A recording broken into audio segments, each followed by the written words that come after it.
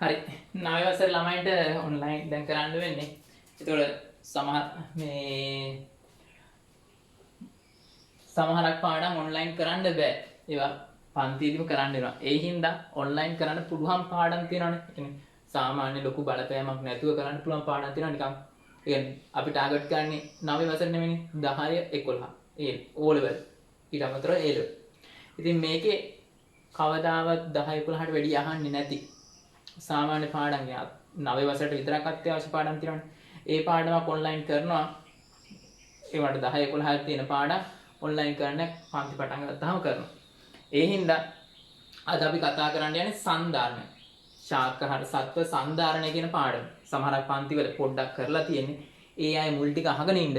ඊට පස්සේ ලියන්න නැති තැන ඉඳන් ලියන්න. හරි. ලියන්නකො පාඩමේ මාතෘකාව ශාකහා සත්ව සංධාරණය. ශාකහා සත්ව සංධාරණය.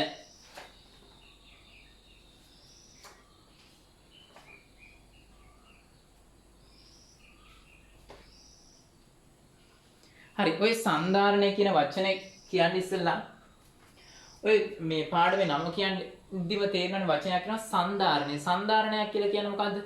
හයිය බව. ඒ කියන්නේ ගහක් නම් ඒකේ හයිය මැලවිලා නැති ගතිය, කෙලින් තියෙන ගතිය සතෙක්ගෙත් එහෙමයි. ශරීරයේ අර එබිල චොප්ප වෙලා යන ගතියක් නැතුව හොඳට ටිකක් ඝනකම් ගතියක් තියෙන. අන්න ඒක කියනවා සංධාරණය කියලා. ඒ කියන්නේ සවිමත් බව. ඊට පස්සේ ඔය සංධාරණය ගැන කියද්දිම මේ වචන කිහිපයක් තියෙනවා. උත්තේජ, ප්‍රතිචාර, සමායෝජනය, චලන, සංචරණ කියන මාතෘකා ටික අහු වෙනවා. ඉතින් අපි මුලින්ම කරන්නේ වචනවල තේරුම් ලියන එක තමයි. ලියන චූටි මාතෘකාව අනුමාතෘකාව සංධාරණය. සංධාරණය.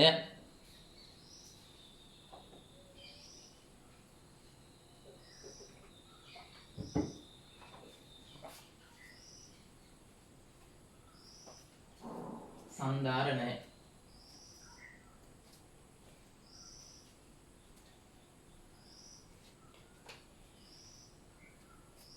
ලියන්න ඒක යටතේ ජීවි කොටසක ඇති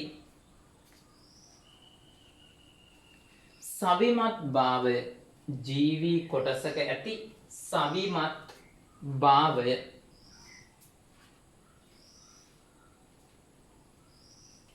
සංධාරණය නමින් හඳුන්වයි. ජීවි කොටසක ඇති සවිමත් භාවය සංධාරණය නමින් හඳුන්වයි.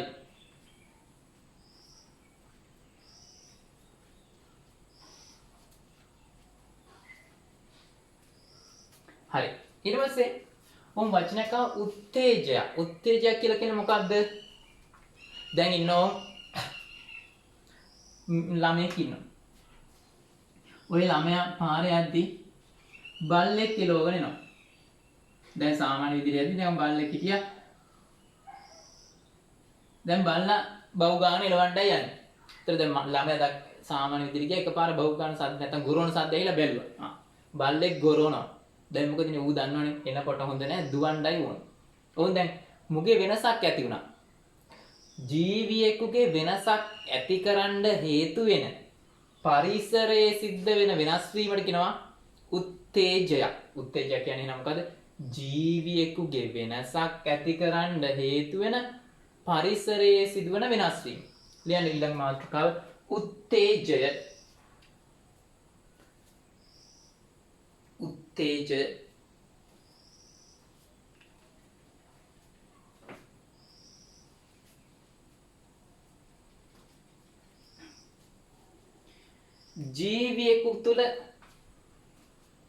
ජීවියෙකු තුළ වෙනසක් ඇති කිරීමට හේතු වන ජීවියෙකු තුළ වෙනසක් ඇති කිරීමට හේතු වන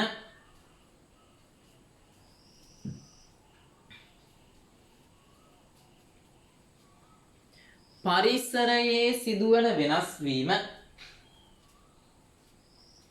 පරිසරයේ සිදුවන වෙනස් වීම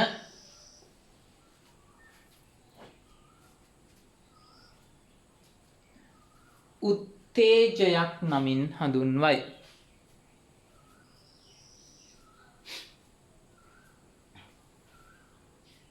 ජීවියෙකු තුළ වෙනසක් ඇති කිරීමට හේතු වන පරිසරයේ සිදුවන වෙනස් වීම උත්තේජයක් නමින් හඳුන්වයි.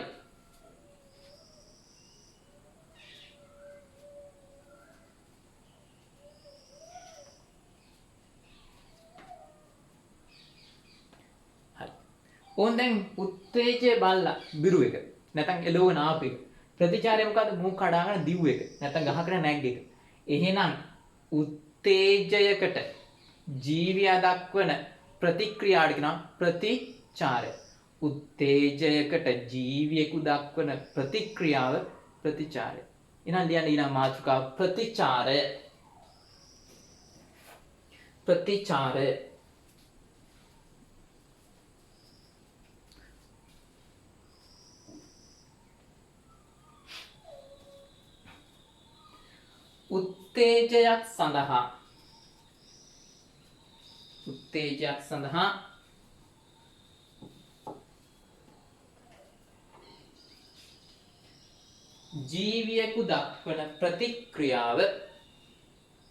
උත්තේජයක් සඳහා ජීවියෙකු දක්වන ප්‍රතික්‍රියාව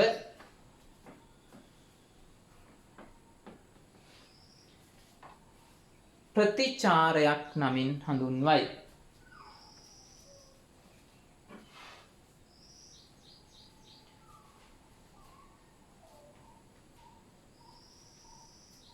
ප්‍රතිචාරයක් නමින් හඳුන්වයි. හරි. ඉතින් දැන් ඊට පස්සේ ඕම් ප්‍රතිචාර දක්වන්න මම මොකද කරේ? කෑ ගැහුවා, එක්කෝ දිව්වා, අත් ගැසුවා, නැත්නම් වැලි ගත්තා. ඔන්න ඔය වගේ මොනවාද? චලන දක්වනවා, සංචරණ දක්වනවා. එහෙනම් හුඟක් වෙලාවට ජීවියෙකු ප්‍රතිචාර දක්වද්දී චලන පෙන්වනවා. ඊට අමතරව සංචරණ පෙන්වනවා. ඉතින් ඕම් වචනයකව චලන. චලනයක් කියන්නේ මොකද? ජීවි කොටසක සෙලවීමක්. එහෙම නැත්නම් මොකද්ද? ජීවියෙක් එක් ස්ථානයක ඉඳන් තවත් තැනකට යන එකට කියනවා සංචරණ. එහෙනම් චලනයක් කියන්නේ ජීවියෙකු හෝ ජීවි කොටසක සිදුවන සෙලවීම. ඇයි? දැන් මේ ජීවි කොටසක්. එහෙම නැත්නම් මං හෙලවෙනවා. එතකොට කෙලිම ජීවි කොටසක් නෙමෙයිනේ. මම්මනේ කියන්නේ ජීවියාමනේ. ඒ හින්දා ඕන් අපි කියනවා මොකද? ජීවියෙක් හෝ ජීවි කොටසක සෙලවීමට කියනවා චලනයක් කියලා. ලියන්න මාතෘකාව අනුමාතෘකාව චලන.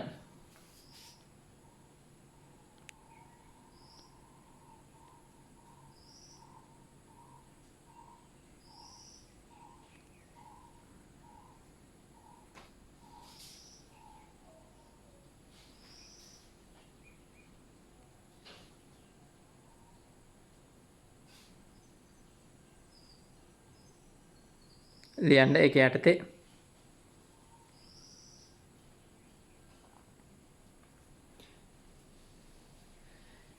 ජීවියෙකු හෝ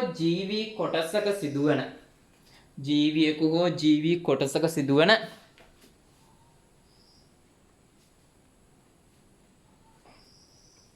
සෙලවීම. ජීවියෙකු හෝ ජීවි කොටසක සිදුවන සෙලවීම චලනයක් නමින් හඳුන්වයි. ජීවියෙකු හෝ ජීවි කොටසක සිදුවන සෙලවීම චලනයක් නමින් හඳුන්වයි.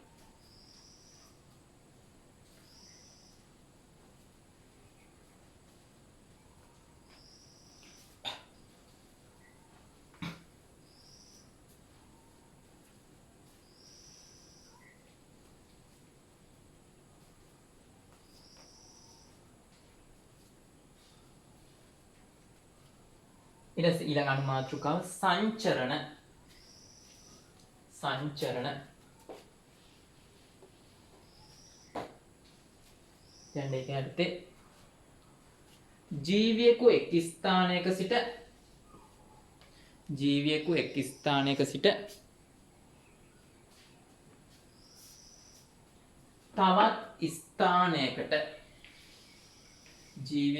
ස්ථානයක සිට තවත් ස්ථානයකට ගමන් කිරීම සංචරණය නමින් හඳුන්වයි.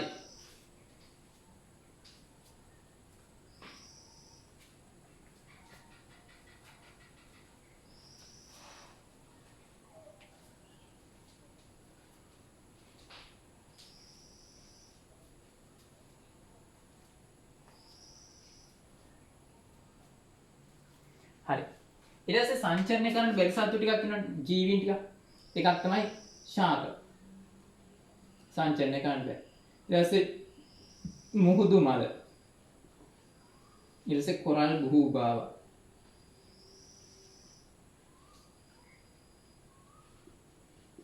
ඊට පස්සේ හයිඩ්‍රා. ලියන්න. සංචරණය කළ නොහැකි ජීවීන්ද සිටී. සංචරණය කළ නොහැකි ජීවීන්ද සිටී.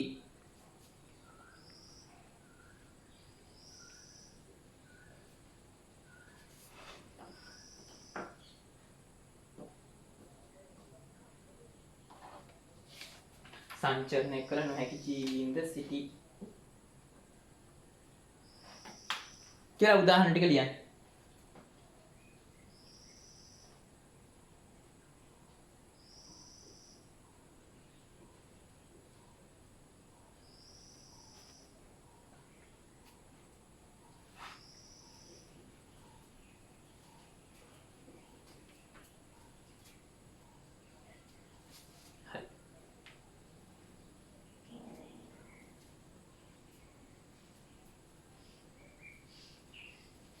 ඔන්න ඊට පස්සේ මාතෘකාවක් ගන්න සතුන්ගේ සංචරණ උපාංග. සතුන්ගේ සංචරණ උපාංග.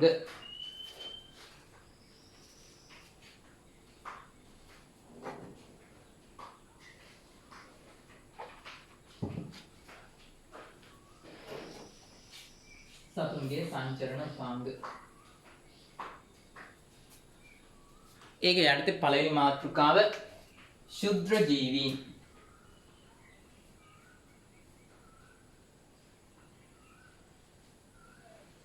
ඉතින් ශුද්‍ර ජීවීන්ගේ සංචරණ උපාංග කිහිපයක් තියෙනවා. ඇමීබා චලනය වෙන්නේ මොනවාගෙන්ද? ව්‍යාජ පාද.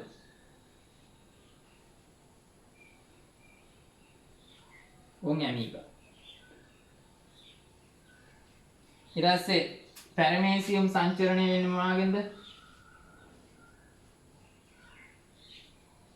මේ කෙඳි කෙඳි වගේ වනේ. ඒවට කියනවා මොකද්ද? පක්ෂ්ම. අපි පළවෙනි පාඩේ ඉගෙනුවත් ඒක ලොකු. පක්ෂ්ම. පැරමේසිය. කශිකාව කියලා කියන්නේ අර නිකම් කූරක් වගේ එල්ලෙන්නේ මෙහෙම දිගට. මේ කශිකා. යූග්ලිනත් හරි. ඊට අමතරව බැක්ටීරියාවෙත් තියෙන මෙහෙම වලිග. එයත් කශිකාව.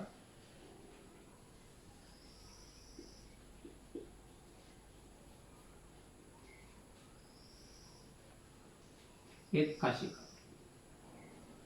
එහෙනම් ක්ෂුද්‍ර ජීවීන් සංචරණය කරන්නේ කශිකා, ව්‍යාජපාද, පක්ෂ්ම පාවිච්චි කරලා. ලියන්න තරුවක් දාලා ඒ කියන්නේ ක්ෂුද්‍ර ජීවීන් සංචරණය සඳහා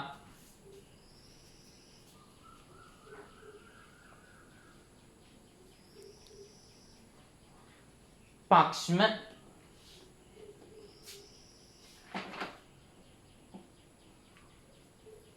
කශිකා,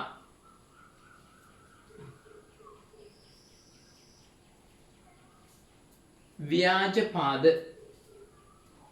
පක්ෂ්ම, කශිකා, ව්‍යාජපාද ආදිය භාවිතා කරයි.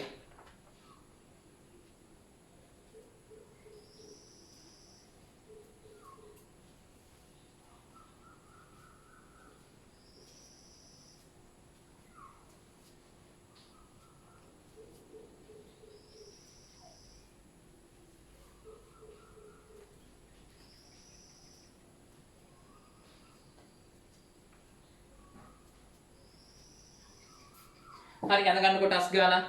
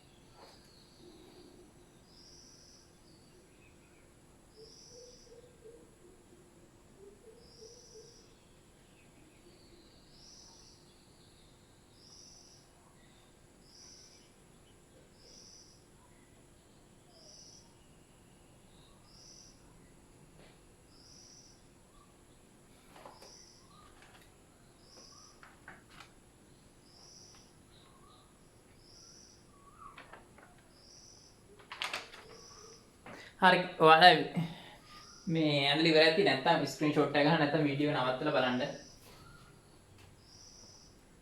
හරි. ඊට පස්සේ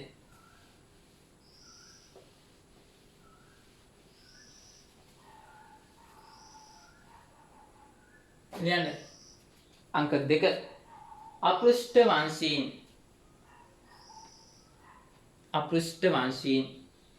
අපෘෂ්ඨ වංශීන් කියන්නේ කොඳුරට පෙරන්නේ නැති උන්නේ. ඉතින් එවුන් සංචරණය කරනවා සමහරකට ග්‍රාහිකා. ජෙලිෆිෂ් දැන් ග්‍රාහිකා වලින් සංචරණය කරනවා.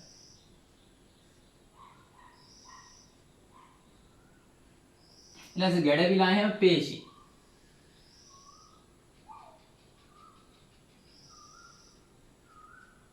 ඊට පස්සේ කූඩැල්ලා චූෂක පාවිච්චි කරනවා.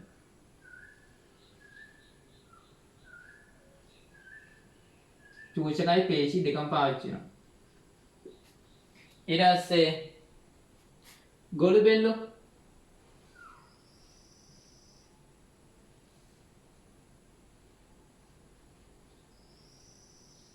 උගේ අර පේශිමේ පාදයක් මේකට කියන පේශි පාදය. පේශිමේ පාදය. ඊට පස්සේ සමහරක් කුරුමිනි සත්තු එහෙම පියාපත්. ඊට අමතරව පාද.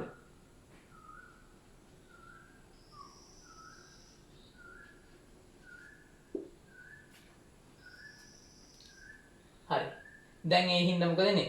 හුඟක් අපෘෂ්ඨ වංශීය සත්තු ග්‍රාහිකා, පේශි, චූෂක, පේශිමේ පාද, පියාපත් පාද පාවිච්චි කරනවා. කොයිම වෙලාවත් අස්ථි පද්ධතියක් පාවිච්චි කරන්නේ නැහැ. ලියන්න අපෘෂ්ඨ වංශීයන් යටතේ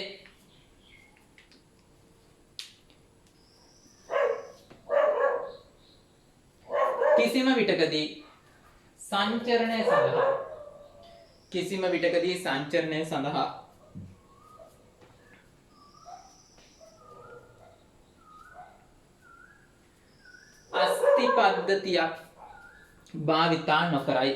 අස්ථි පද්ධතියක් භාවිතා නොකරයි.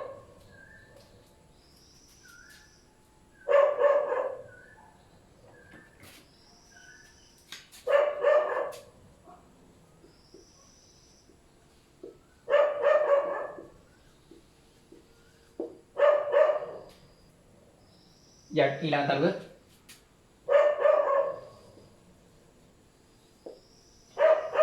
ග්‍රාහිකා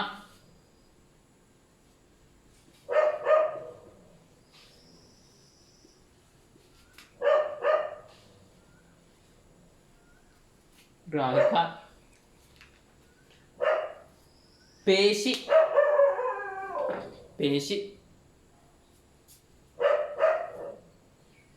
चूषक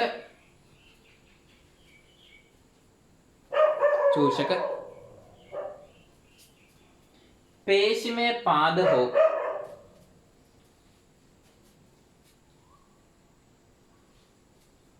पियापत ඊට පස්සේ කි දෙයක් කියලා දෙනවනේ පියාපත් වෙනවාද ඊට අමතරව ලියන්න ජලවාහිනී පද්ධති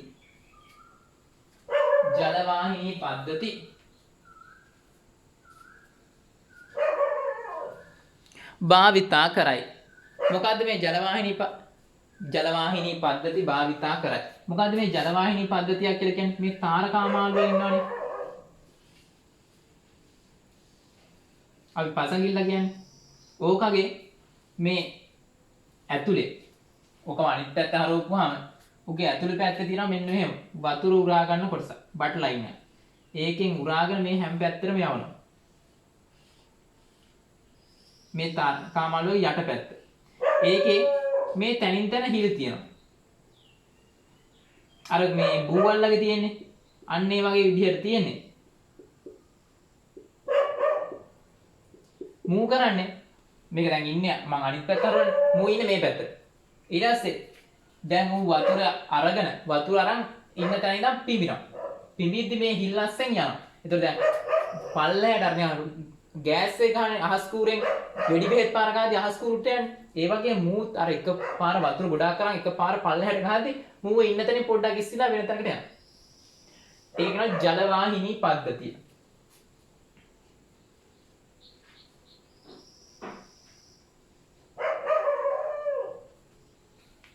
ඒක පාවිච්චි කරන්නේ තාරකා මාළුව.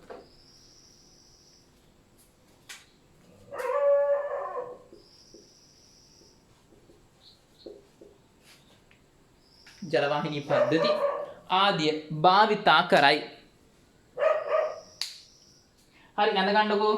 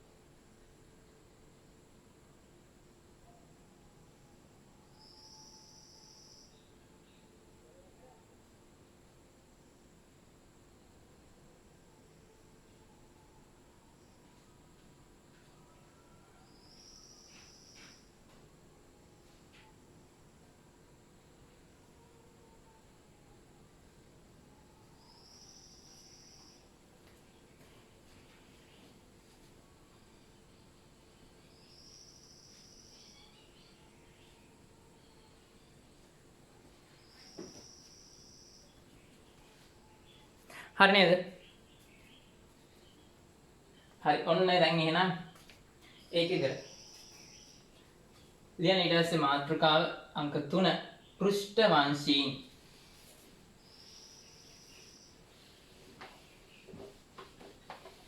හරි. ඒ පෘෂ්ඨවංශීන්ගේ සංචරණ උපාංග එක එක සතහට වෙනස්. හැබැයි අනිවාර්යෙන් පේශී අස්ථි සම්බන්ධ වෙනවා. ලියන්න. පෘෂ්ඨවංශීන් සංචරණය සඳහා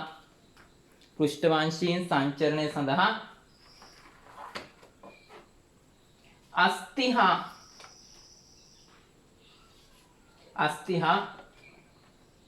පේශි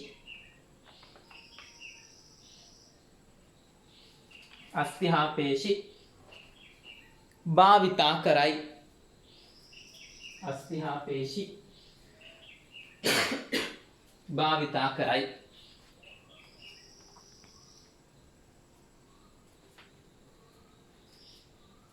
නමුත් සත්වයාගෙන් සත්වයාට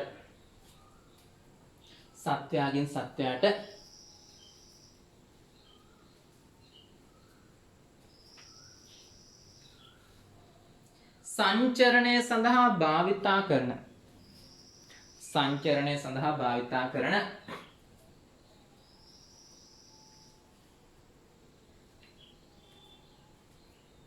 උපාංග වර්ග වෙනස් වේ. ඒ කිව්වේ දැන් මාළුන්ට එහෙම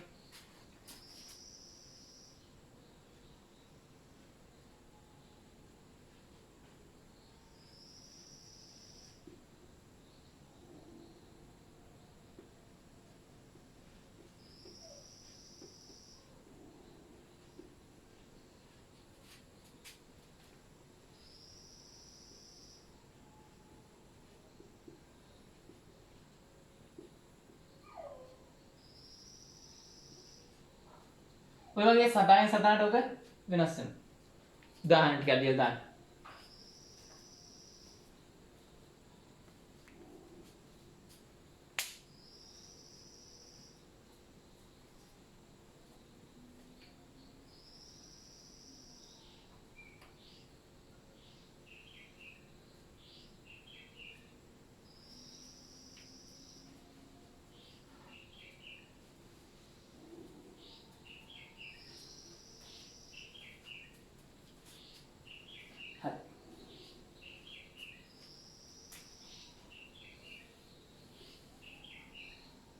ඊට පස්සේ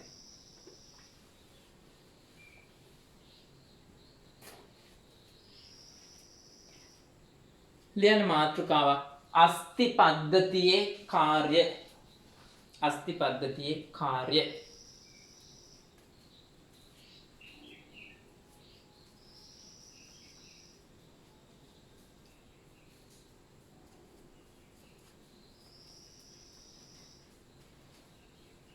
මොනවාද මේ අස්ථි පද්ධතියෙන් කරන වැඩ කියලා තමයි කියන්නේ. කෙලින්ම පළවෙනි දේ තමයි ඇටකටු වලින් තමයි ශක්තිය අපේ ඇඟේ හයිය නැත්නම් සංධාරණය හදලා දෙන්නේ අස්ථි. පළවෙනි එක සංධාරණය. ඊට පස්සේ මේ පේශි සෙට් වෙන්න තැන් එපේ. පේශි සෙට් වෙලා තියෙන මස් ටික ඇල්ලලා තියෙන කොහාටද? මේ අස්ථි වලට. එහෙනම් පේශි සම්බන්ධ වෙන්න අවශ්‍ය පසුබිම හදලා දෙනවා. ඊට පස්සේ අපේ ඇඟේ කැල්සියම් ප්‍රමාණය පාලනය කරන්නේ අස්ථි. හේතුව අස්ථි හැදලා තියෙන කැල්සියම් වලින්. ඉතින් කැල්සියම් ප්‍රමාණය වැඩි වුණොත් අපේ අස්ථි මත කැල්සියම් තැන්පත් වෙනවා. ඔය කිරියම්මලාට දෙන කැල්සියම් අධික කිරි වර්ග හැම බීපුවාම එයාලා වැඩිපුර වැඩ කරන්නේ නැත්තම් මොකද වෙන්නේ? මේ අපේ සංදි වල ඒවා තැන්පත් වෙනවා. තැන්පත් වෙලා කිරියම්මගේ අත්ත නමන්න බෑ, කකුල නමන්න බෑ. අර අන්දරේ වගේ ඉන්න වෙනවා. මැරිද්දි. මේ ඒ හින්දා වැඩක් කරන්නේ නැත්තම් කැල්සියම් අධික මේ කිරි වර්ග බොන්න හොඳ නැහැ. ඊට පස්සේ ඕන් දැන් එකක් කිව්ව මොකද්ද? සංධාරණය සපයනවා. පේශි සෙට් වෙන්න අවශ්‍ය ස්ථාන සපයනවා. ඇඟේ තියෙන කැල්සියම් ප්‍රමාණය බැලන්ස් කරනවා. ඒතකොට කැල්සියම් ප්‍රමාණය වැඩි වුණොත් තැම්පත් කරනවා කියන්නේ අඩු වුණොත් මොකද කරන්නේ? ඇටකටු දිය කර ලේ වලට කැල්සියම් දෙනවා. එතකොට ඇටකටු හයිය නැහැ. පොඩ්ඩක් නැත්තම් කැඩෙනවා. අනිත් එක ඔය ඇටකට්ටේ ඇතුලේ. උන් ඇටකට්ටක් කොහොම අරන් අපි මේ ඇටකට්ට කැපුවොත් ඇතුලේ උන් ඇතුළු කොටස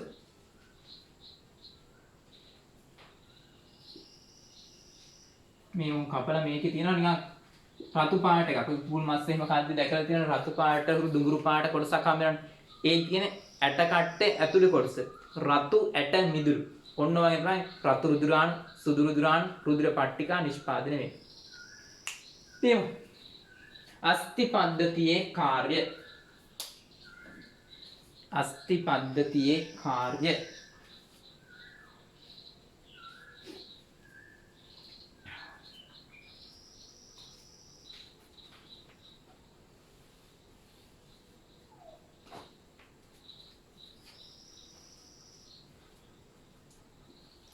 පළවෙනි එක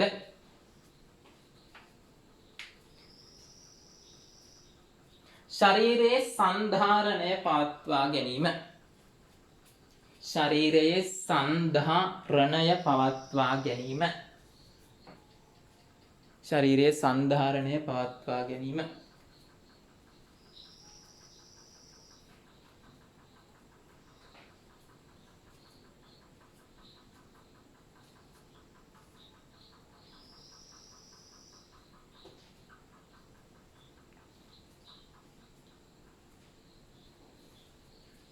දෙවෙනි එක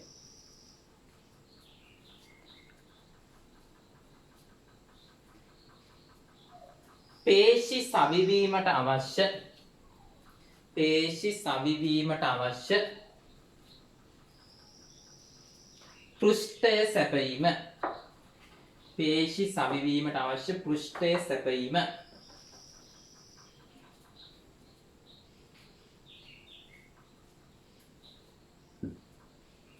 පේශි සවිවීමට අවශ්‍ය පෘෂ්ඨය සැපයීම.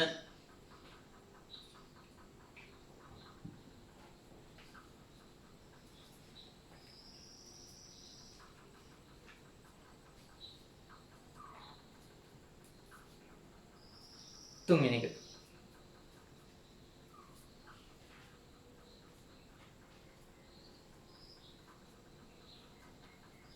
ශරීරයේ කැල්සියම් ප්‍රමාණය තුලනය කිරීම. ශරීරයේ කැල්සියම් ප්‍රමාණය තුලනය කිරීම. ශරීරයේ කැල්සියම් ප්‍රමාණය තුලනය කිරීම.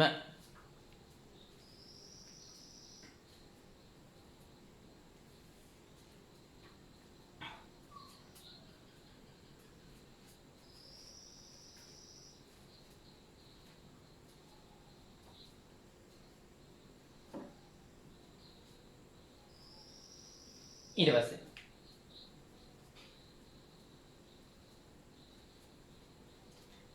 රුධිර සෛල නිෂ්පාදනය කිරීම. රුධිර සෛල නිෂ්පාදනය කිරීම.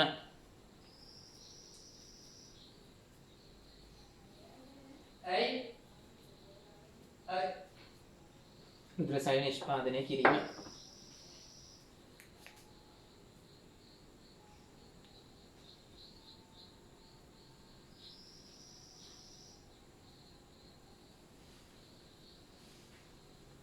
ඊට පස්සේ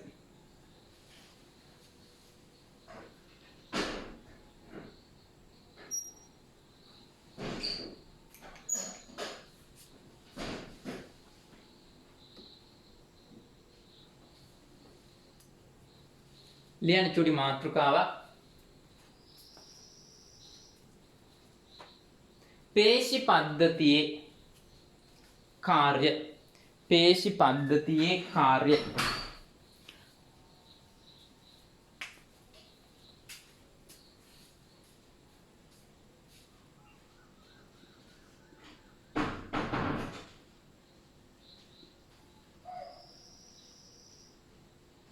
හරි අහගන්නකො. ඉතින් පේශි පද්ධතියෙන් කරන කාර්ය එකක් තමයි අපේ අස්ථි වලට සම්බන්ධ වෙලා මොනවාද මේ අස්ථි චලනය කරන්න උපකරණ. දැන් මෙහෙම නැමෙද්දි මෙතන ඊට පස්සේ මේ පේශිය ඇකිලෙනවා. මෙතන තියෙන පේශිය දිගෑරෙනවා. කකුලෙත් එහෙමයි. දැන් මෙහෙම කරද්දි මෙතන මෙහෙම වෙනවනේ ඇකිලෙනවා. මේ උඩ පේශිය ඇකිලෙද්දි මේ පේශිය දිගෑරෙනවා. ඊට පස්සේ මේ දිගෑරෙද්දි මෙන්න මේ පේශිය දිගෑරෙනවා. මේ යට පේශිය පොඩ්ඩක් ඇකිලෙනවා. ඉතින් අස්ථි චලනය වෙන්නේ මොනවා හින්දාද? මේ පේශි සම්බන්ධ හින්දා. එහෙනම් එකක් තමයි අස්ථි එක්ක සෙට් වෙලා චලනයන්ට උපකාර වෙනවා. අනිත් එක ශරීරයේ හැඩය තීරණය කරන්නේ. දැන් සමහරක් අය මෙහෙම පැත්තෙන් බලපුවම ඔහොම පේන්නේ. සමහරක් අය එහෙම නැහැ. පැත්තෙන් බලපුවම මෙහෙම. මොකද්ද මෙයාලගේ ශරීරයේ හැඩය තීරණය කරන්නේ පේශි. ඇට කටු නෙමෙයි. දියන්නේ. ශරීරයේ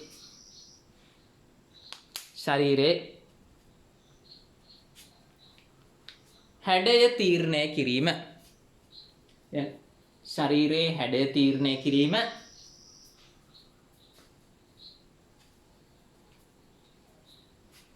ඊළඟ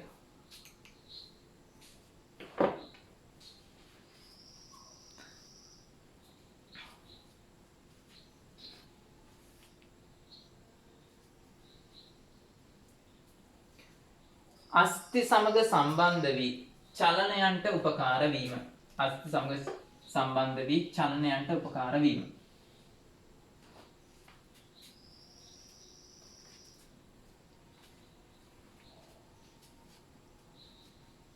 හරි. ඊට පස්සේ ඔය පේශි වල පොඩි වචන ටිකක් දෙනවා. පේශි හැදිලා තියෙන පේශි සෛල. අපි ඕනම දෙයක් සෛල වලින් තමයි හැදිලා තියෙන්නේ. හැබැයි පේශි සෛල වලට විශේෂ නමක් කියනවා පේශි තන්තු. එනම් පේශි හැදිලා තියෙන පේශි තන්තු වලින්. පේශි තන්තු කියන මොනවද? පේශි සෛලම තමයි.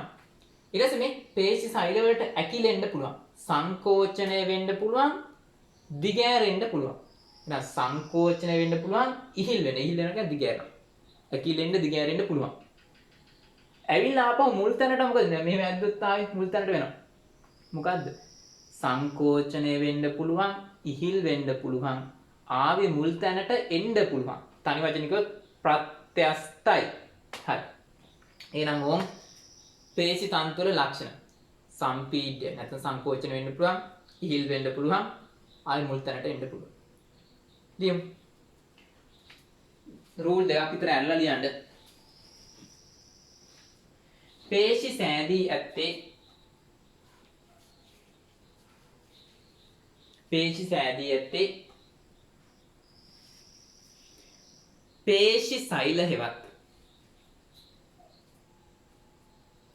පේශි සෛල හෙවත්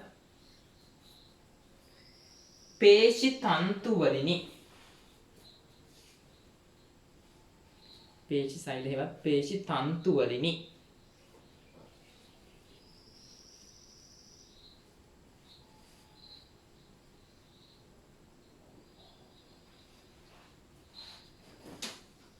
පේශි තන්තු වලිනි.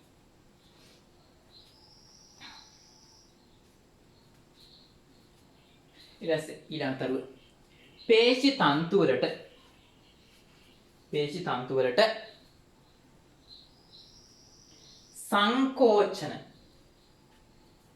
සංකෝචන වරහන් ඇතුලේ හැකිලිම. සංකෝචන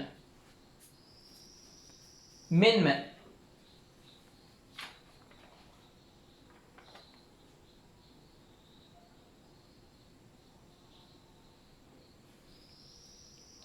ඉහිල් වීමේ හැකියාව.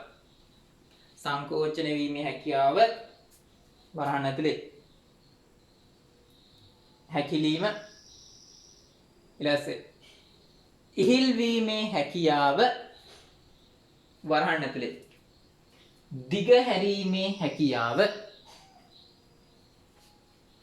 පවතී.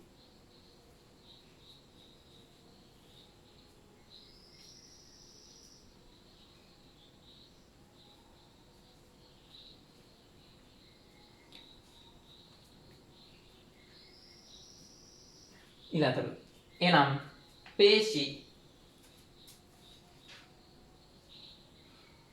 ප්‍රත්‍යස්ත වේ. එනම් පේශි ප්‍රත්‍යස්ත වේ. එනම් පේශි ප්‍රත්‍යස්ත වේ.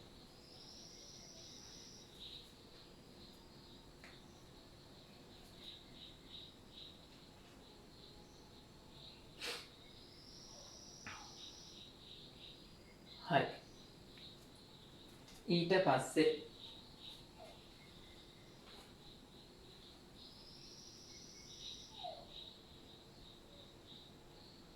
පේශිත් වර්ග 3ක් තියෙනවා. එකක් තමයි අපේ මේ හිතලා වැඩ කරනවා. අත්වල, කකුල්වල, දිවේ හිතලා වැඩ කරනවා. හිතලා වැඩ කරන්න පුළුවන් පේශි වර්ග තියෙනවා. කංකාල පේශි. කංකාල පේශි. ඉතින් කංකාල පේශි හැදලා තියෙන්නේ කංකාල පේශි තන්තු වලින්. එයාලගේ හැඩය මෙහෙම. පොඩි හීනි ලොකුවට අඳින්න එපා. අඳිති පුළුවන් තරම් හීනි කරලා අඳින්න ඕන දිගට. ඊට පස්සේ මේවයි හරස් සිරි තියෙනවා.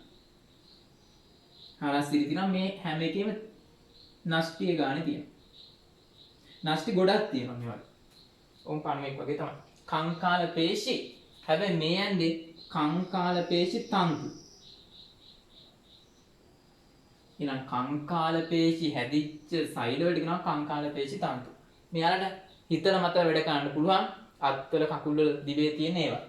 අනිත් කාරණේ මෙයාලා ඉක්මනට වෙහෙසෙනවා. වැඩක් කරද්දී අපිට මහන්සි දැනෙන්නේ මේ පේශීන්. ඊට සිනිඳු. හිතලා වැඩ කරන්න බෑ. එයා හිමීට වෙහෙසෙනවා හැබැයි ඉක්මනට වෙහෙසෙන්නේ නැහැ මෙයාලා තරම්. ඔය මුත්‍රාශය රුධිර සෛලවල රුධිර නහරවල තියෙන මෙන්න මේ පේශි. ආහාර මාර්ගේ. එයාගේ නෂ්ටි එකයි තියෙන්නේ.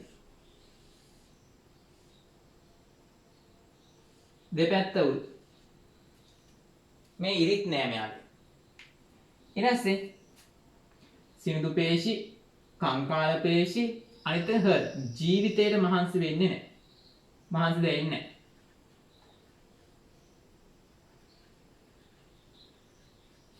හැබැයි යාගේ විශේෂත්වයක් තියෙනවා බෙදිලා තියෙන්නේ. හරස් අතර ඉරි තියෙනවා. එක නෂ්ටියයි තියෙන්නේ. එහෙනම් පේශි සෛල ආකාර කීයද? 3යි. කංකාල පේශි තන්තු, සිනිඳු පේශි තන්තු, හර්ට් පේශි තන්තු. ලියන්න කරුවදලා. පේශි සෛල ආකාර 3කි. පේශි සෛල ආකාර 3කි. පේශි සෛල ආකාර 3කි.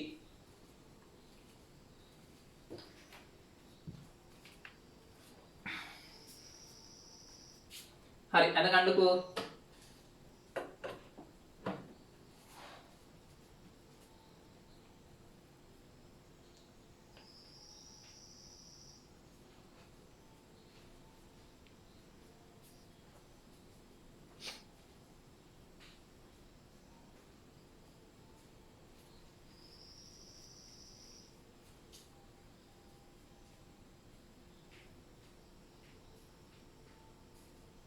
මොන ගන්නද?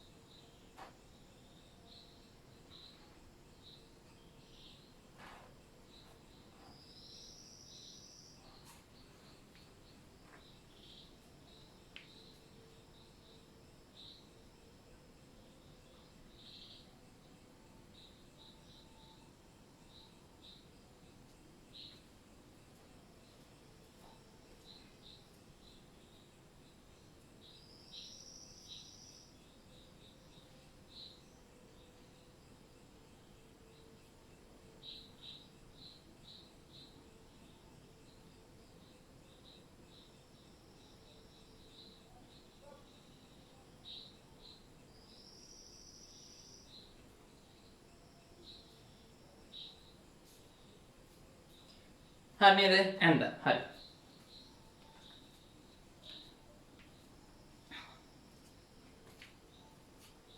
ලියන්න ඊට පස්සේ චූටි මාතෘකාවක්. මානව හස්තයක නැත්නම් මානව අතක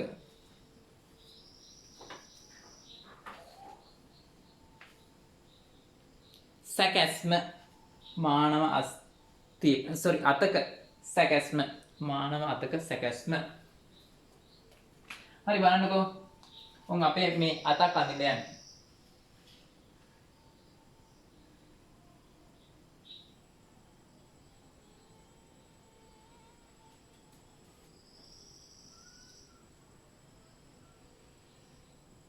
මේ අඳින ටිකක් ලොකුවත් අතේ උඩ කෑල්ල. මෙන්න මේ කෑල්ල තනිය අස්තිය. අපි උඩන ප්‍රගණ්ඩා අස්තිය.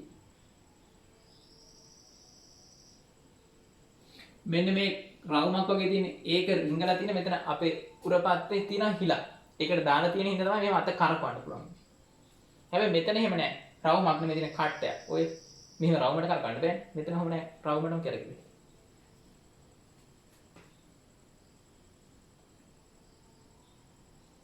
ඊට පස්සේ මෙතන ඇටකටු දෙකක් තියෙනවා.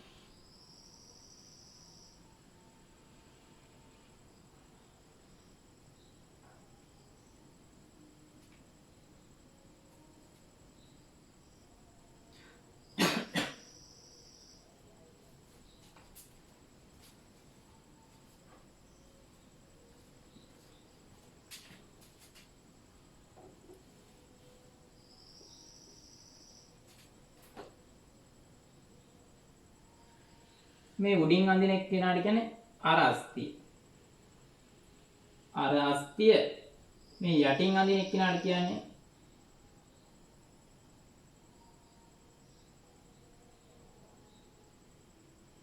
අන්වර අස්තිය.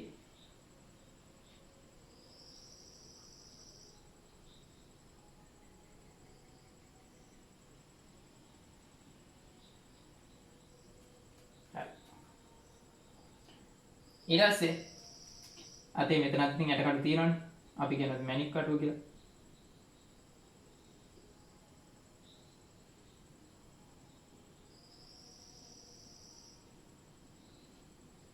ලොකුවට වෙන්න අඳින්නේ මේ හරි විදිය නෙමෙයි මෙතන අඳින්නේ ඈ.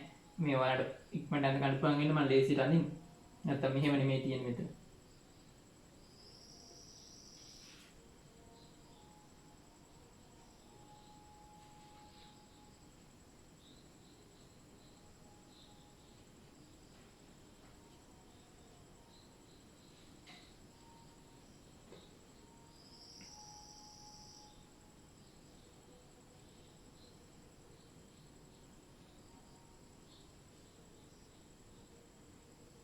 එකයි දෙකයි තුනයි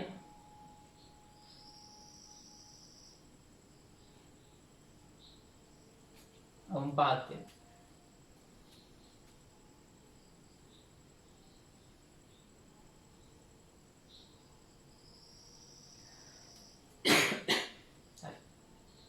දැන් ඔයාලට වැදගත් මෙන්න මේ කොටස නෙමෙයි මෙන්න මෙයා ප්‍රතිකණ්ඩාස්තිය අරාස්තිය අන්වරාස්තිය අස්ති තුන.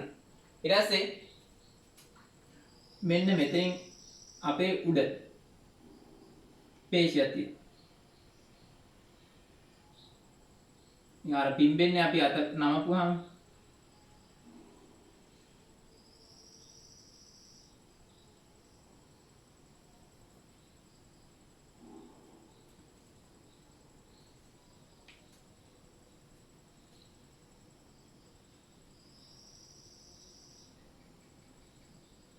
මෙයා අරතරම් මහත නැහැ ඉතින්.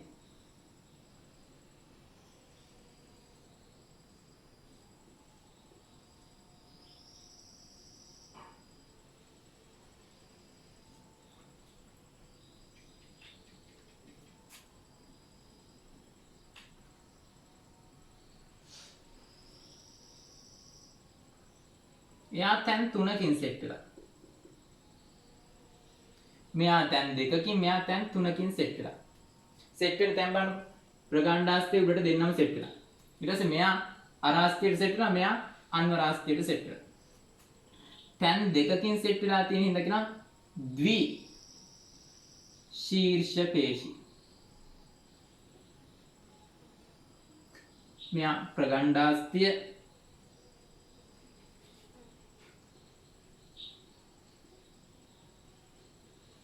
මේ තැන් තුනකින් සෙට් වෙන හින්දා 3 ශීර්ෂ පේශි. උඩින් තියෙනවා අරාස්තිය යටින් තියෙනවා අන්වරාස්තිය.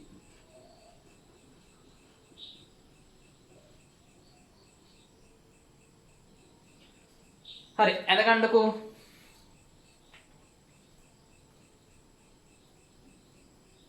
ඉතින් මේ අනිත් කාරණේ මේ කෙඳි වගේ කෙඳි වගේ ඇඳලා තියෙනවානේ. දැන් මේ හොයන්නත් බැරි ඇති මම මේ පේශි නිල් පාටින් මාක් කරනවා. මෙතනත් පේශියක් තියෙනවා. ඇටකටු දැන් උන් කළු පාට. ඊට පස්සේ මේ මෙතන තියෙනනේ කෙඳි වගේ. මෙතන තියෙනනේ කෙඳි වගේ. ඒ අස්තියට සෙට් වෙන තැන. පේශි අස්තියට සෙට් වෙන තැන කියනවා බන්ධන. අපි ඔය උළු මේ අත ඇදුනා මේ ටිෂු එකක් ඉරුණා කියලා කියන්නේ. ආයි බන්ධන ඉරුණා. බන්ධනින් හැදලා තියෙන මෙන්න මේ කෙඳි වල කණ්ඩාර කියනවා ඒවට කියන්නේ. දැන්ට ඕනේ නැහැ ඒවා. හරි ඇඳ ගන්නකො.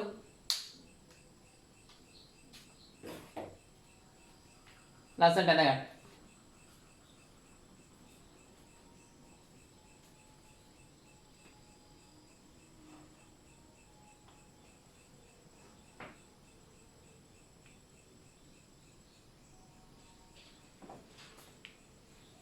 ඔන්න පැත්තකින් මෙහෙම කෙරුවත් කමන්නේ. බලන්න. V ශීර්ෂ පේශිය සෙට් වෙලා තියෙන්නේ අරාස්තියට. 3 ශීර්ෂ පේශිය සෙට් වෙලා තියෙන්නේ අන්වරාස්තියට.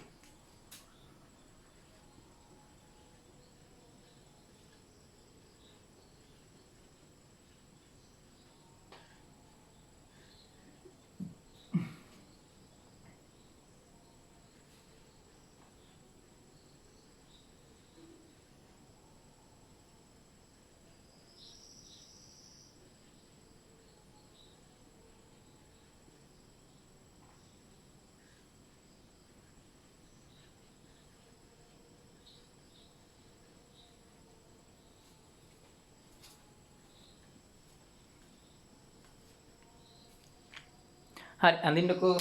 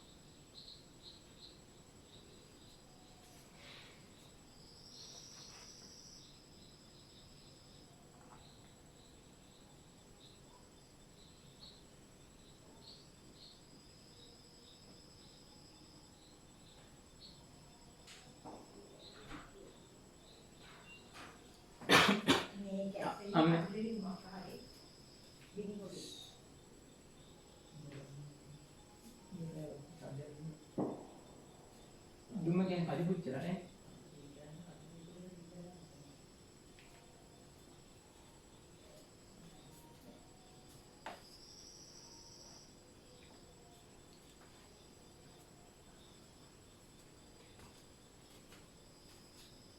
හරි නේද? හරි. බලන්න අත අකුලද්දි නැත්නම් නමද්දි මොකක්ද ඇකිලෙන්නේ? ද්විශීර්ෂ පේශිය සංකෝචනය වෙනවා. එතකොට ත්‍රිශීර්ෂ පේශිය ඉහිල් වෙනවා. අපි ලියමු. අත නැමීමේදී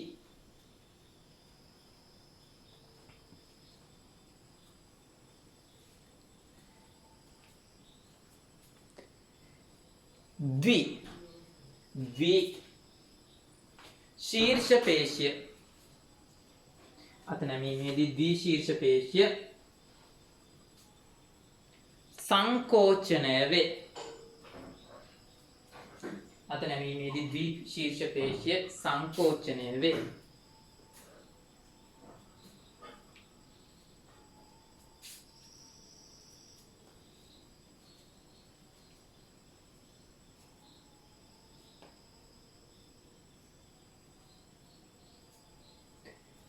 त्रिशीर्ष पेशीय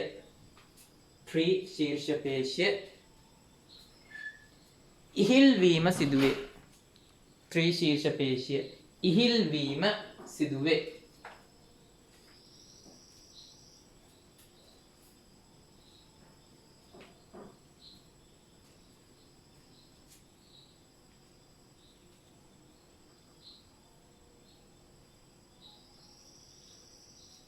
හරි.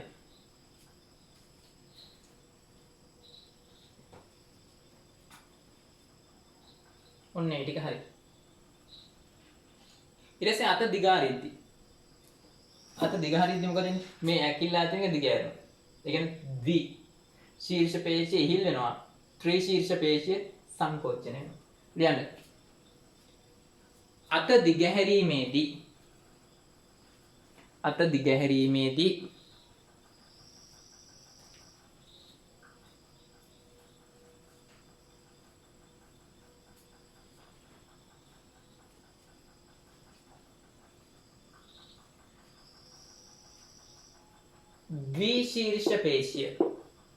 द्विशीर्ष पेशीय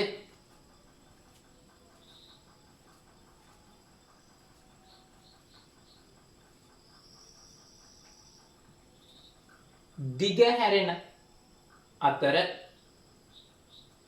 ද්විශීර්ෂ පේශිය දිගහැරෙන අතර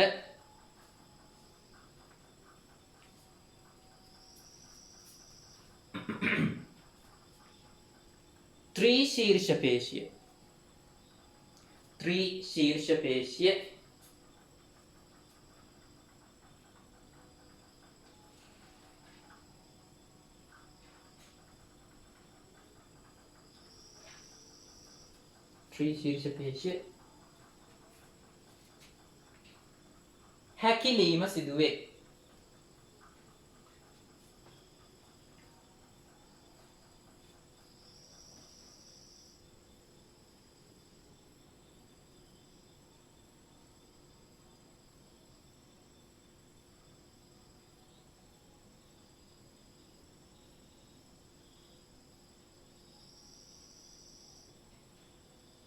හරි. ඔන්න ඒ ටික හරි. දැන් ඕන් සත්තු ගැන කතන්දර ටික ඔක්කොම ඉවරයි. ලියන මාතෘකාව. ශාකවල සන්ධාරණය.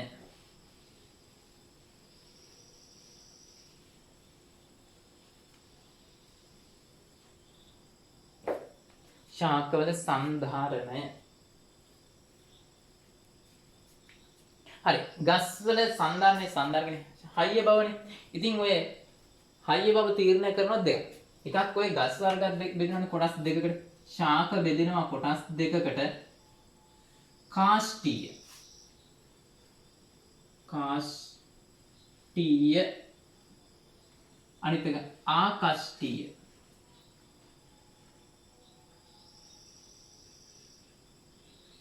මේ කියන්නේ අරටුව තියෙන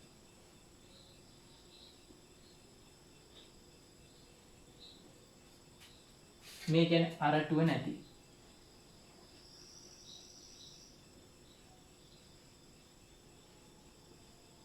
හරි.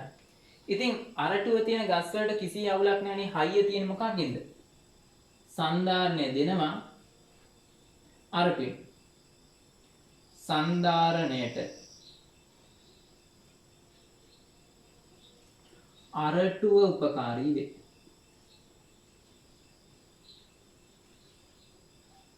ඉතින් අරටුව හැදිලා තියෙන මොනවාගෙන්ද? සෙලියුලෝස් කියන ද්‍රව්‍යනුයි.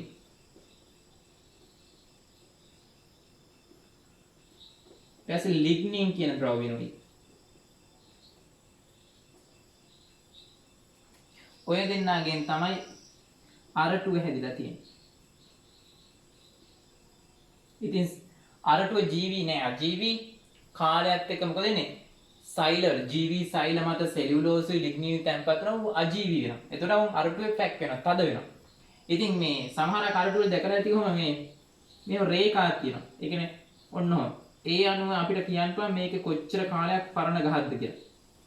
හේතුව වැහි කාලෙදී මේ සෛල විශාලයි. තෙත ගතිය වැඩි. පායන කාලෙදී මොකද මේ ළඟ ළඟ පොඩි සෛල හැදෙන්නේ. එතකොට මේ කළු පාට වට කියන්නේ පායන කාලවල.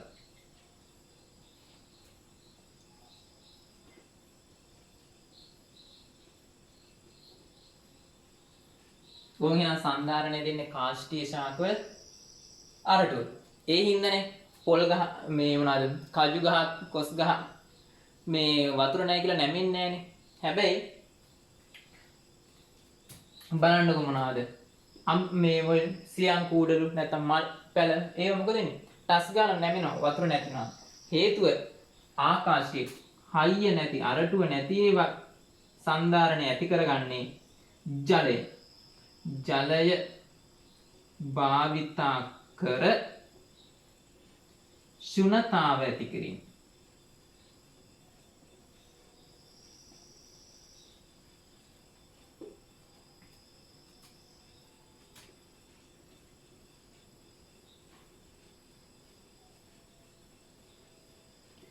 දැන් වචනයක් කියනවනේ ශුන්‍යතාව කියන්නේ මොකද්ද කියලා. ශුන්‍යතාවයක් කියලා කියන්නේ ඕන් සෛලයක් තියෙනවා. සෛල මේ සාමාන්‍ය විදිහට තියෙන්නේ. සෛලෙට වතුර උරා ගන්නවා. ජලය. මේ සෛල. උරා ගත්තට පස්සේ සෛල පිම්බෙන හොඳට හයියට. තද ගතියක් තියෙනවා.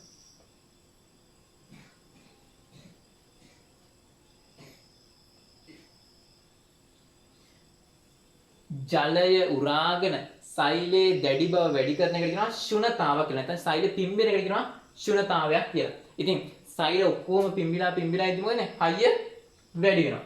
හරියට දැන් ඔය මොනවාද අපි පොලිතින් එකකට නිකන් මේ වතුර නැතුව තියදී හයියක් නැහැනේ. වතුර පුරවපුවාම පොඩ්ඩක් හයි එකක් තියෙන්නේ. අන්න ඒ වගේ තමයි මේකෙත් වෙන්නේ. ඒක කියන ශුන්‍යතාව. හරි. ඔහොම ලිය දාන්න. මම ඊට ශුන්‍යතාව කියන එකේ පොඩ්ඩක් විස්තර කරලා කියන්න.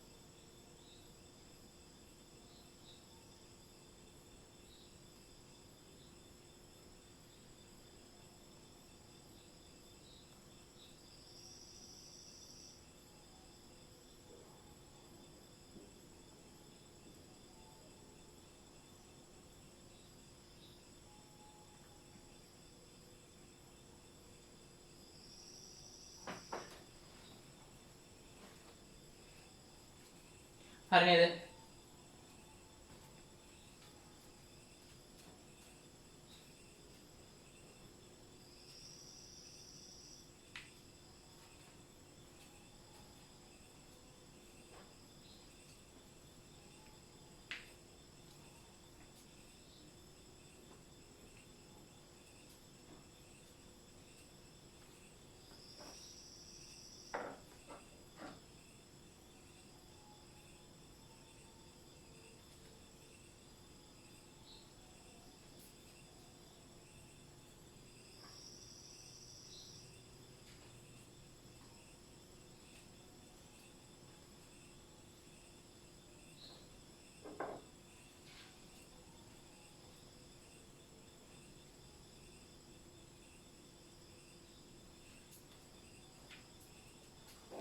ලියන්න ඊට පස්සේ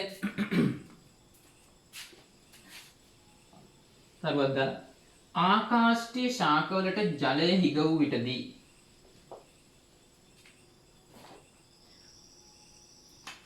ආකාශීය ශාකවලට ජලය හිග වූ විටදී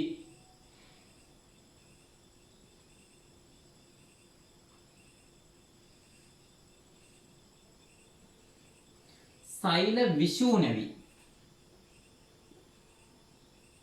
විෂූ නැවි කියන වතුර අයින් වෙනවා. සෛල විෂූ නැවි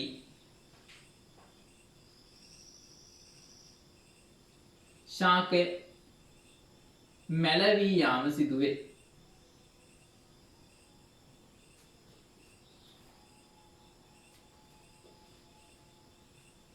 මේ උන් බලන්න ජලය හොඳට තියෙනවා.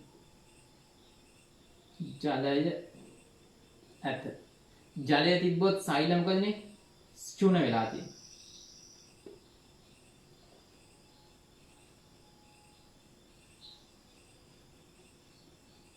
ඒතර ශාකයේ සන්ධාරණයක් තියෙනවා.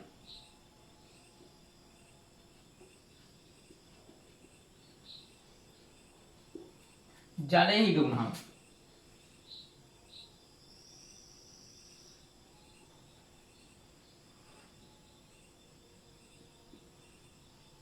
ගහ මොකද වෙන්නේ? මැල වෙනවා.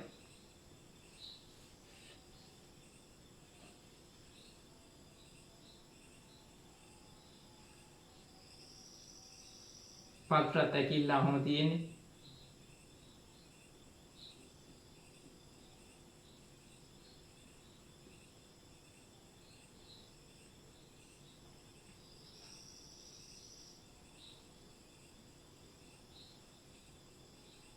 ශාකය මැලෙනවා.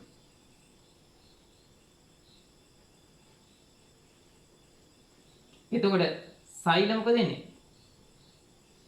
විෂූණ වෙලා තියෙනවා.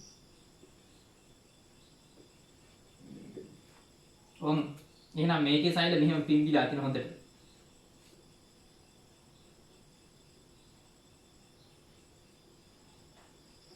මේකේ මොකද වෙන්නේ? පොඩි වෙලා ඇකිල්ලා හොම තියෙනවා.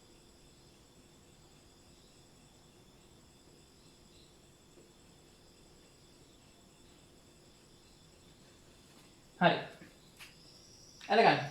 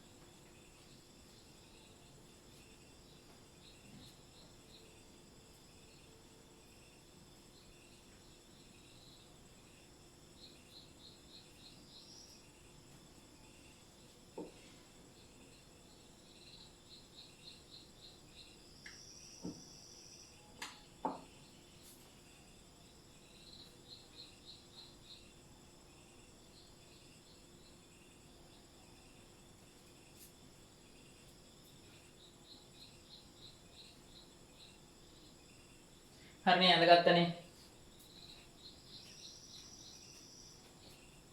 ලියන්න ඊට පස්සේ මාතෘකාව ශාකවල චලන.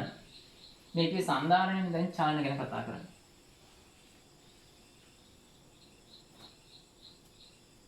ශාකවල සංචරණ කරන්න බෑ චලන දැක්කේ. ඉතින් ශාකවල චලන වර්ග දෙකක් තියෙනවා. ශාක චලන එකක් ආවර්තීය. අනිත් එක සන්නමන. ආවර්තීය චලන කියලා කියන්නේ උත්තේජයේ දිශාවයි ප්‍රතිචාර දිශාවයි සම්බන්ධයක් තියෙනවා. උදාහරණයක් කිව්වොත් දැන් ඉර පායද්දි ඉරේලිය හොඳට වැටෙන පැත්තට ගහ නැමිනවනේ. ඕන් ගහ නැමින ප්‍රතිචාරය. උත්තේජය තමයි ඉරේලිය. දැන් ගහේ නැමෙන එකයි ඉරේලිය අතර සම්බන්ධයක් තියෙනවා. එහෙනම් ඒක ආවර්තීය චලිතයක්. ඊට පස්සේ මේක කියන්නේ උත්තේජයයි ප්‍රතිචාරය අතර කිසිම දිශාවේ සම්බන්ධයක් නැහැ. උදාහරණයක් නිදුකුම්බ ගහකට තට්ටු දැම්මොත් උඩින් තට්ටුව දැම්මත් යටින් තට්ටුව දැම්මත් පැත්තෙන් තට්ටුව දැම්මත් කොළ ඇගිලෙන්නේ එකම පැත්තට. ඕන් එහෙනම් සන්නමන චලිතය. ආවර්තීය චලිතයක් කියන්නේ මොකක්ද එහෙනම්? උත්තේජයේ දිශාවයි ප්‍රතිචාරයේ දිශාවයි සම්බන්ධතාවයක් තියෙන ඒවා. සන්නමන කියන්නේ උත්තේජයේ දිශාවයි ප්‍රතිචාරයේ දිශාවයි සම්බන්ධයක් නැති ඒවා. ඉතින් මේ ආවර්තීය චලිත නැත්නම් මේ උත්තේජයේ දිශාවයි ප්‍රතිචාරයේ දිශාවයි බලපාන චලිත ඔක්කොම වර්ධනයත් එක්ක. ගහේ කඳ ඉරෙලින්ස නැමිලා වැඩෙනවා. ඊට පස්සේ මුල පල්ලහැට යනවා. දැල්ල උඩට යනවා. ඔය හැම එකක්ම වෙන්නේ වර්ධනයක් එක්ක. ඒ හින්දා ආවර්තීය චලිත සිද්ධ වෙන්නේ වර්ධනය එක්ක. සන්නමන චලිත ඇති වෙන්නේ දැන් දන්නවා ශුණතාවත් එක්ක. ශුණතාව කියන්නේ මොකද්ද? ජලය උරාගෙන සෛල විශාල වීම. මෙයා ඇති වෙන්නේ වර්ධනයක් එක්ක. මෙයා ඇති වෙන්නේ ශුණතාවයක් එක්ක. ඊට පස්සේ දිශාවක් තියෙනවනේ. දිශාව උත්තේජයේ දිශාවට. දැන් ඉරෙලිය පැත්තටමයි ගහ වැටෙන්නේ. උත්තේජය තමයි ඉර. එහෙනම් උත්තේජයේ දිශාවටම තියෙන ධන චලිතය. ඒ හින්දා අපි ආවර්තීය චලිත බෙදෙන කොටස් දෙකකට ධන ඍණ. ධන ආවර්තීය කියලා කියන්නේ මොකද්ද? උත්තේජයේ දිශාවටම ශාකයේ චලනය දක්වනවා. ඍණ ආවර්තීය කියන්නේ මොකද්ද? උත්තේජයේ දිශාවට විරුද්ධව චලන දක්වනවා. උදාහරණයක් කිව්වොත් මුල වැඩෙන්නේ පල්ලහැට. ගුරුත්වාකර්ෂණයේ පැත්තට. එහෙනම් ධන ගුරුත්වාකර්ෂි. ධන ගුරුත්වාකර්ෂි. ගුරුත්වාකර්ෂණයට ආවර්ති. හැබැයි දැල්ල වැඩෙන්නේ විරුද්ධව. ඍණ ගුරුත්වාකර්ෂි. හරි. අපි එකින් එක බලමු. ලියන්න. ශාක චලනයට ශාක චලන ප්‍රධාන ආකාර දෙකකි. ශාක චලන ප්‍රධාන ආකාර දෙකකි.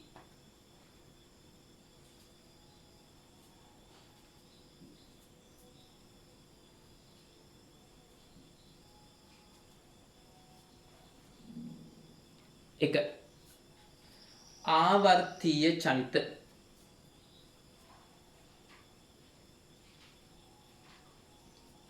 ආවර්තීය චලිත. දෙක සන්නමන චලිත. එක ආවර්තීය චලිත. දෙක සන්නමන චලිත.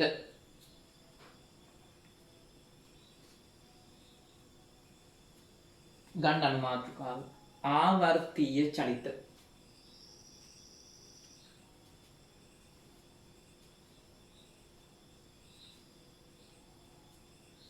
ආවර්තීය චලිත. ඒකේ අර්ථය කියන්න උත්තේජයේ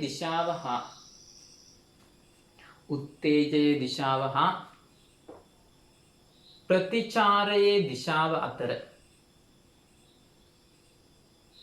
උත්තේජයේ දිශාව හා ප්‍රතිචාරයේ දිශාව අතර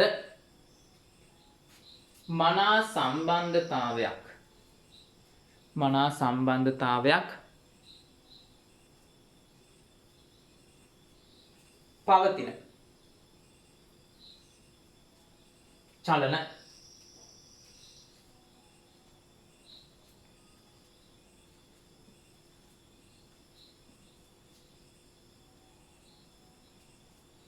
ඊළඟ තරුව රතු පාටින්.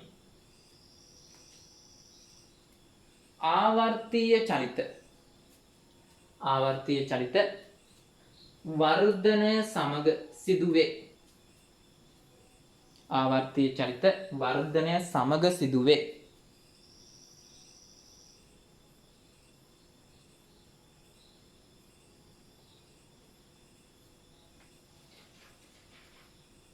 එම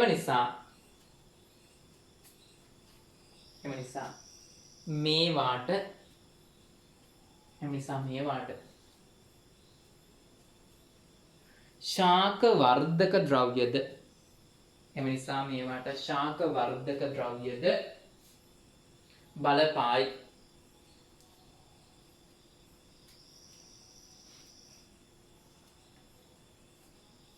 උදාහරණ ලියන්න. හිරු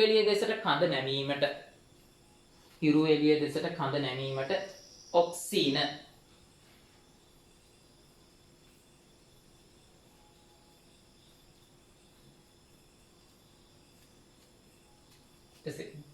දෙවෙනි උදාහරණය.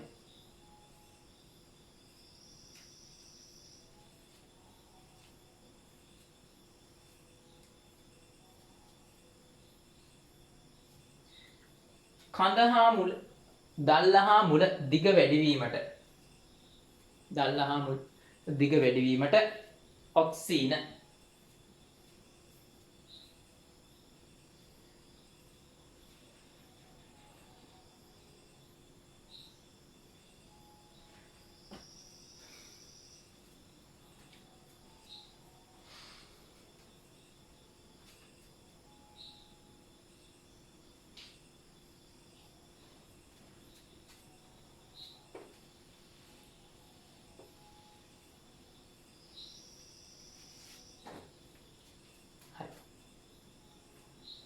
ඊට පස්සේ තර්කදල සාමාන්‍ය පාඩෙන් චලිත දිශාවටම උත්තේජයේ දිශාවටම චලිතය සිදුවේ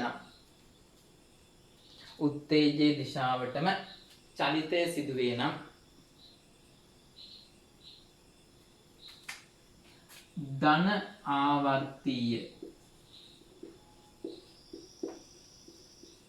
ධන ආවර්තීය චලන නමින්ද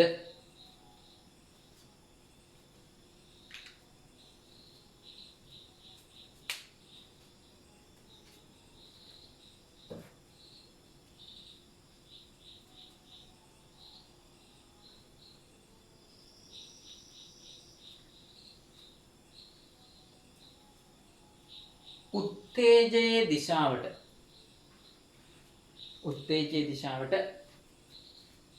ප්‍රතිවිරුද්ධව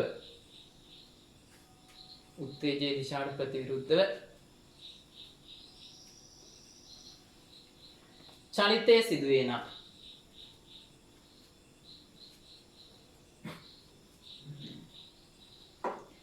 ඍණ ගුරුත්වාවර්තී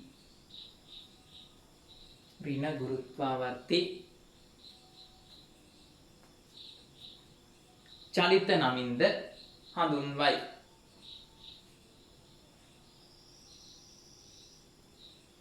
උදාහරණ ටිකක් බලමු. ඍණ ගුරුත්වාවර්තී ගුණ ඍණ ආවර්තීය චලිත නමින්ද හඳුන්වයි.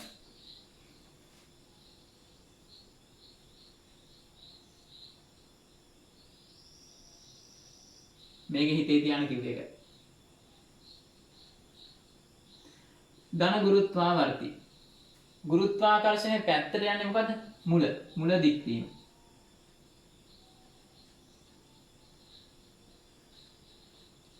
ඍණ ගුරුත්වාවර්තී.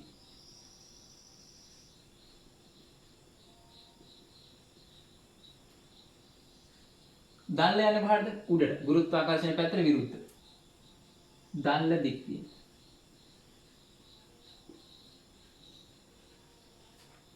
ධන ප්‍රභාවර්තී ආලෝකයේ පැත්තට දල්ල.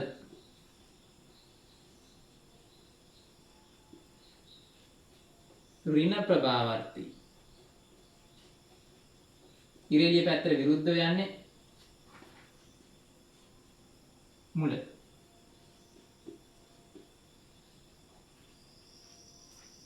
ඊට පස්සේ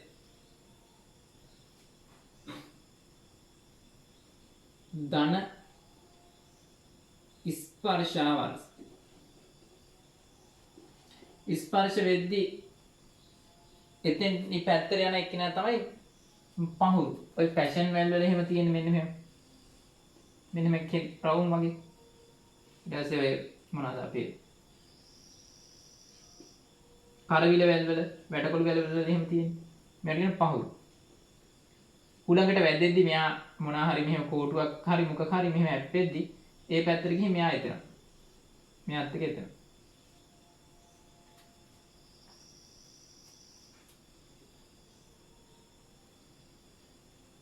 ආකෂ්ඨීය ශාකවල පහුරු.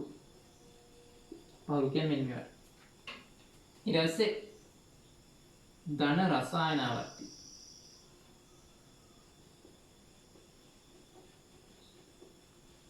රසායනාවර්ති වෙන්නේ මේ කලංකයේ තියෙන මලේ කලංකයේ උඩ තැම්පත් කරනහම පරාග මේ පරාග යන්නේ මේක රසායන ද්‍රව්‍ය හින්දා. ඊළඟ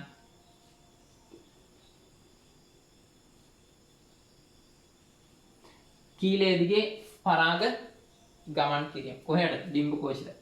පරාග ඩිම්බ කෝෂයට එක් ගමන් කිරීම.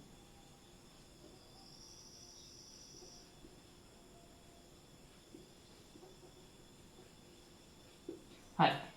ඇදලා ලියලා දාන්නකෝ.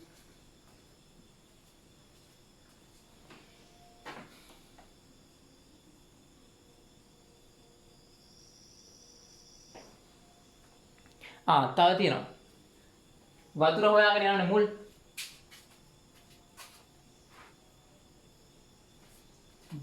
ධන ජල ආවර්ති. ශාක මුල් ජලය දෙසට යද්දී.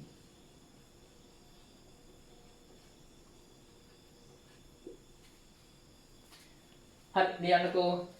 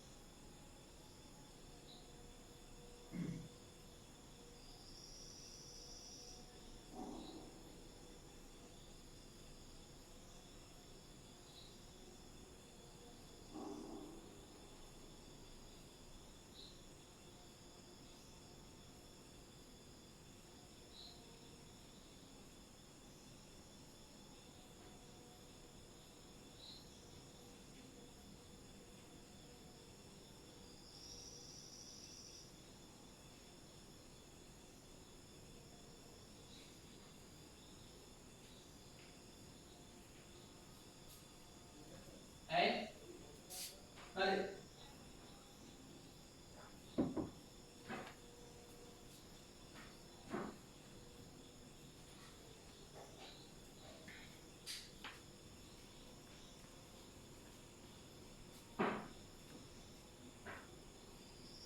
හරිනේ. ඊට පස්සේ ලියන්න මාතෘකාව සන්නමන චලිත.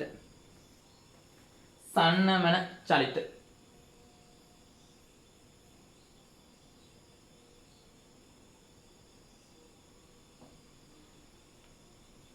සන්නමන චලිත කියලා කිව්වේ උත්තේජයේ දිශාවයි ප්‍රතිචාරයේ දිශාව අතර සම්බන්ධයක් නැති.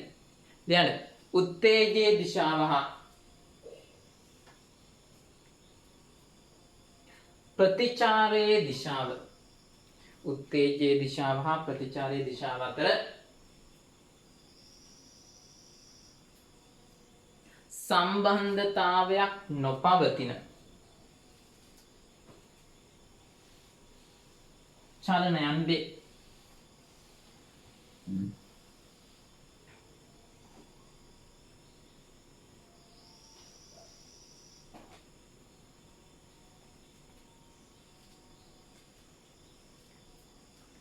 රතු පාටින් ලියන ඊළඟ එක සන්නමන චලන සඳහා බලපාන්නේ සන්නමන චලන සඳහා බලපාන්නේ ශුන්‍යතාවය වේ. ශුන්‍යතාවය වේ. සන්නමන චලන සඳහා බලපාන්නේ ශුන්‍යතාවය වේ.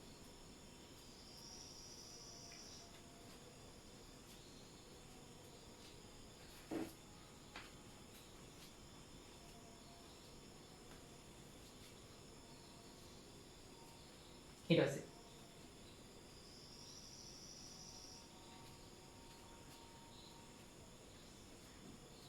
ශුන්‍යතාවය සාමාන්‍ය පාඩ ශුන්‍යතාවය යනු ජලය උරාගෙන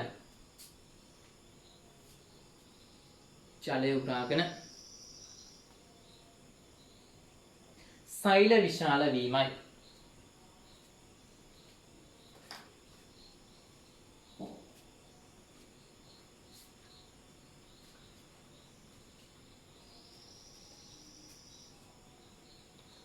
ප්‍රතිචාර උත්තේජ කොයි පැත්තට වුණත් ප්‍රතිචාරයට නිශ්චිත දිශාවක් තියෙනවා සන්නමන වල.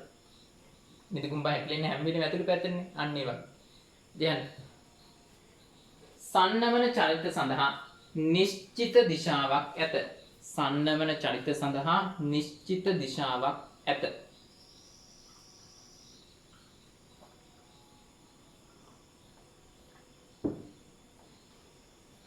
සන්නමන චලිත සඳහා නිශ්චිත දිශාවක් ඇත.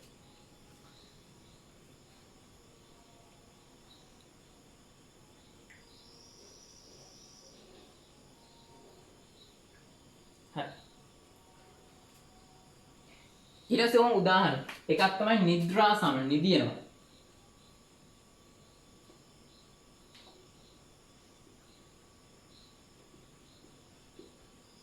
අවස් වෙගෙන යද්දි නිදිය හගන්නේ මොනවද? නිදි කුම්බා.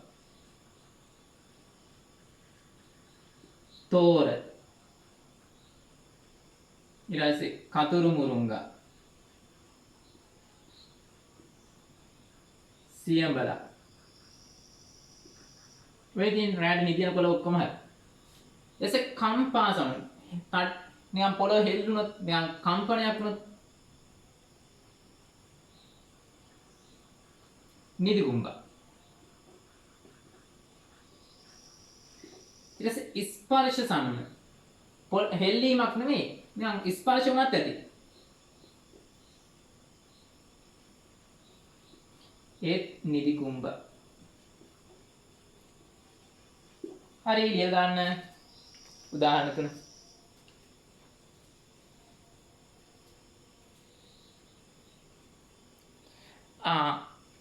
ඊට පස්සේ ඔයාලා දැකලා ඇති නිල් මානෙල් වගේ ඒවා. ඉර අවුව වෙද්දි පිපෙන්නේ ආය ඇකිලෙන්නේ. ඒකට කියනවා ප්‍රභාසන්නමන. නිල් මානෙල්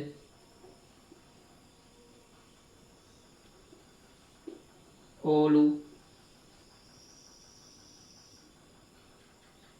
නෙළුම්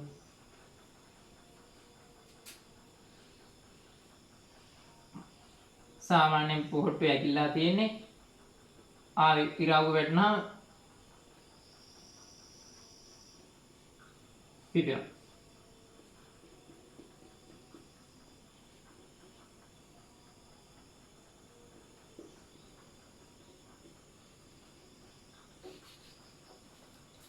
ප්‍රභා සන්නමන. හරි. ඔන්න ඔය ටික ලිව්වා. ද ඉතින් දාන්න නැත්තම් ලිව්වේ නැත්තම්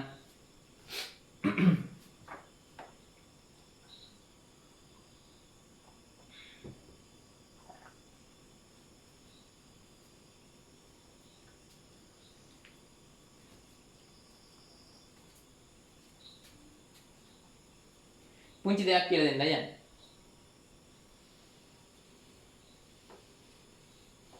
ඔය සන්නමන චලිත දක්වන ඔක්කොම ශාකවල මෙහෙම දෙයක් තියෙනවා. ගහේ අත්ත හරි පොල් පත්‍රේ මෙන්න මෙහෙම ගැටයක් වගේ තියෙනවා.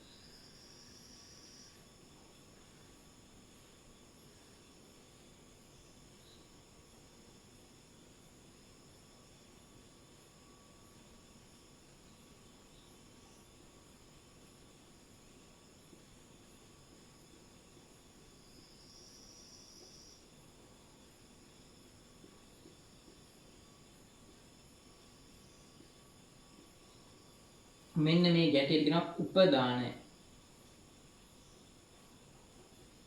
ඔය උපදානය තමයි ජලය ගබඩා කරන්නේ. ඉතින් රෑ වෙද්දි නිදිනවා කියන්නේ මොකද්ද? මේ පාත්‍රවල තියෙන ජලය මේකට ඇවිල්ලා මෙහෙම ඇවිල්ලා මේක දිගේ ඇවිල්ලා මේකට ගබඩා වෙනවා. ඒතර මේ වතුර නැහැනේ. පාත්‍ර ඇකිලෙනවා. පාත්‍ර ඇකිලෙන්න හේතුව සෛල ඇකිලිලා. සෛල ඇකිලුණාම පාත්‍ර ටිකක් ඇකිලෙනවා. ඊට පස්සේ ආවේ උදේ වෙද්දි මොකද මේ උපදානයේ තියෙන වතුර ටික ආපහු යවනවා. ඔය ඒතර සෛල විශ්ුණ වෙනවා. ශුණ වෙනවා. ලියන තරුවක් දාන රතු පාටින් සන්නමන චලිත සඳහා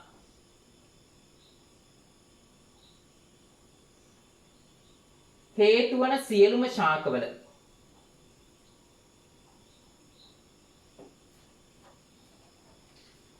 උපදානයක් ඇත.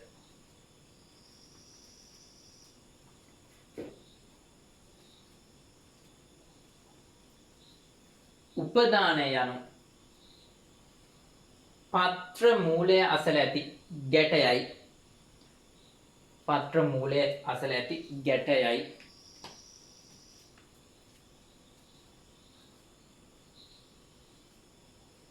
හරි අඳලා දාන්න.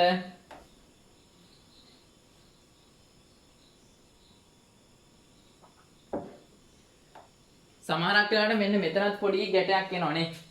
දැකලා තියෙනවා සමහරක් ඒවා හැමෝගෙම නෑ. සමහරක් ඒවා මෙන්න මෙතනත් උහුම් ගැට තියෙනවා. ලොකු එකයි පොඩි එකයි. ලොකු උපදානකයි පොඩි උපදානකයි තියෙනවා.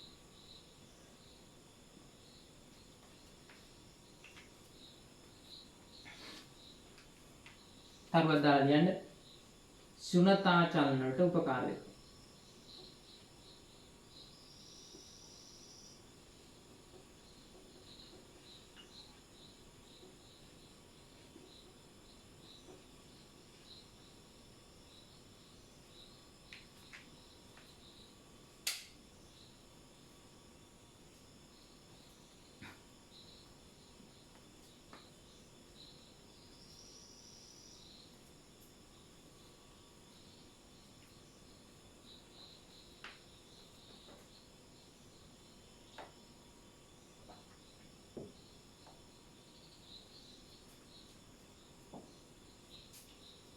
හරි. ලියන්න මාතෘකාව සංරක්ෂණය සංරක්ෂණය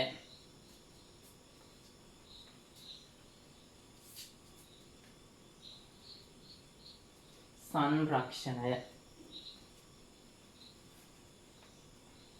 හරි. සංරක්ෂණයක් කියලා කියන්නේ ඉන්න පරිසරයේ හරි වෙනත් පරිසරයකට හරි ගෙනihin පරිස්සම් කරන එක. ඉතින් පරිස්සම් කරනදී වචනයක් කියවනේ. මොකද ඉන්න පරිසරේ නැත්තම් වෙනත් තැනකට. ඒ හින්දා සංරක්ෂණ ආකාර දෙකක්. ස්ථානයෙන් බැහැර. ස්ථානීය සංරක්ෂණය විතැන් සංරක්ෂණය කියලා වර්ග දෙකක් තියෙනවා. ලියන්න. ජීවත් වන පරිසරයේ හෝ වෙනත් පරිසරයකට ගෙන ගොස්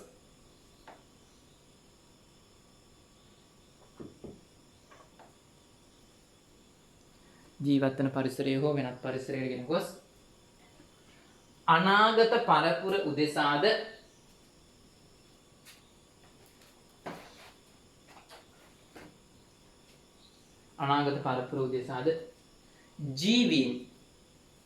ජීවීන් සුරක්ෂිත කිරීම.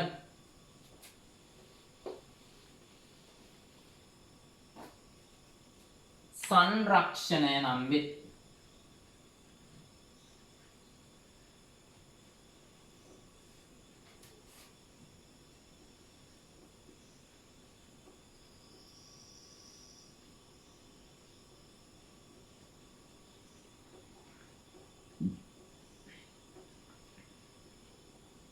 ස්ථානීය සංරක්ෂණය, විතැන් සංරක්ෂණය කියලා දෙකක් තියෙනවා. කියන්නේ සංරක්ෂණයේ ආකාර දෙකකි.